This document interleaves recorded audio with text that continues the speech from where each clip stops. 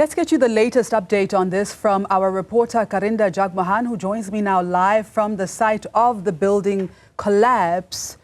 Karinda, over to you. What are the latest developments on the ground as we speak? I understand you're standing with one of the volunteers.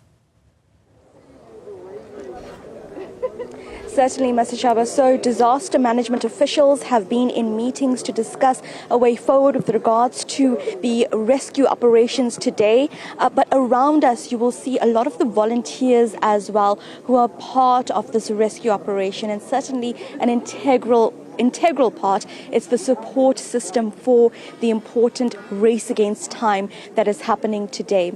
Now, you're seeing some of the excavation vehicles that will be here to continue removing this rubble from the site, and that is what has to happen so that the rescuers can be able to dig through further, because it is a precarious mission that they have to undergo. So right now it's seemingly quiet on scene. There are disaster management teams on the other side of this. They will soon move the media as well, but more so they're in a very important meeting just about a way forward. We've seen Gift of the Givers here, and I just want to also just take you around, show you the lay of the land, because the work of Good Samaritans is also critical. So what we've seen for the better part of today, as you see here, some Good Samaritans, you've just got to sign in when you want to get into the actual site. Remember, this is still a crime scene, as we've heard various authorities say, including the mayor who you spoke to recently, who actually unpacked some of how this investigation will be conducted. So while that's happening, while you have to sign in around us, there are volunteers just trying to make these operations easier for everyone involved. One of the volunteers is a medical student, a young medical student. Ms. Rue, thank you so much for your time, and thank you for the work you do. We're just against the sun, so maybe let me ask you to actually hop over here. You've been coming around offering food to everyone, offering drinks. Tell me about the reason you're doing what you're doing here today.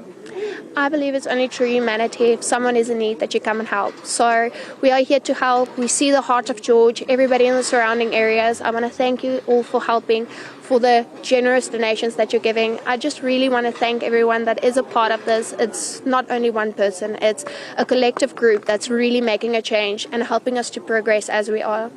It's very, very important for those that are watching that want to partake in some way. How can we help the community, especially more so, how can we help those working here?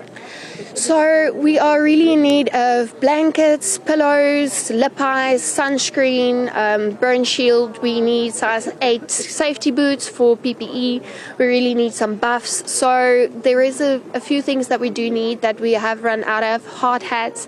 So if the community wants to contribute, they are more than welcome to come and donate. We thank everybody that is donating. People are sending 60 from Pretoria.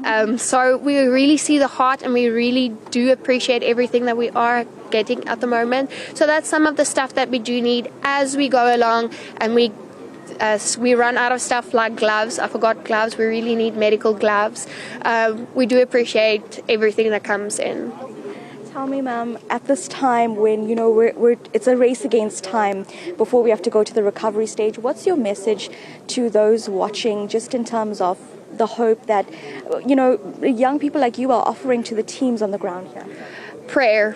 We need lots and lots of prayer. We see miracles every time someone comes out of the ground. So keep on praying, keep on supporting, help where you can, and we will have a successful recovery. Oh, we hope so.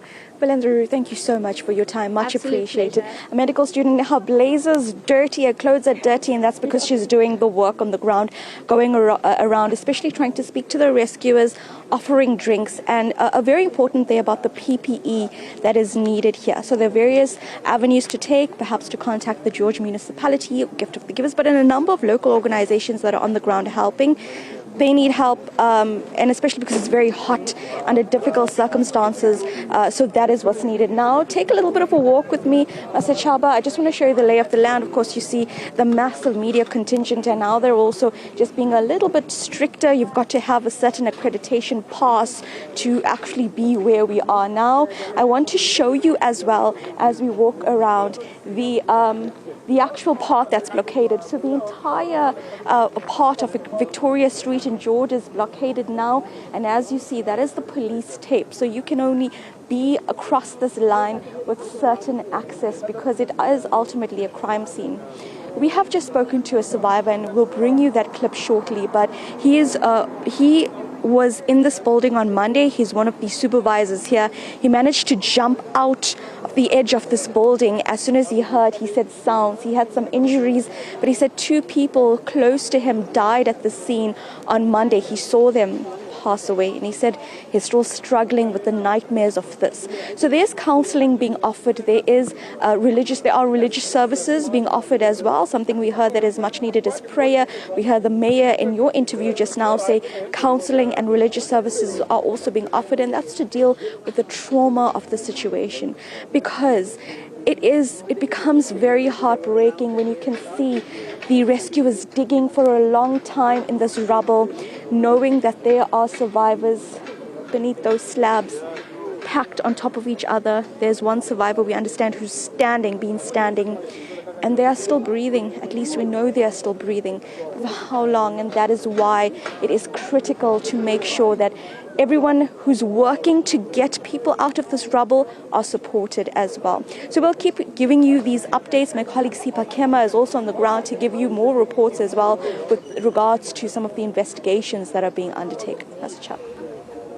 Thank you so much, Karinda. Jagmohan, I really take my hat off to you, because these are the moments when you are tested as a journalist, because we are human and you feel everything that is happening in this moment is absolutely tragic. I feel for the families and the workers on site, the emergency personnel, the psychological, emotional trauma, and even the survivors and what they have experienced. And of course, very important that counseling is being provided and that it continues to be provided as well. We'll continue to bring you updates on this story.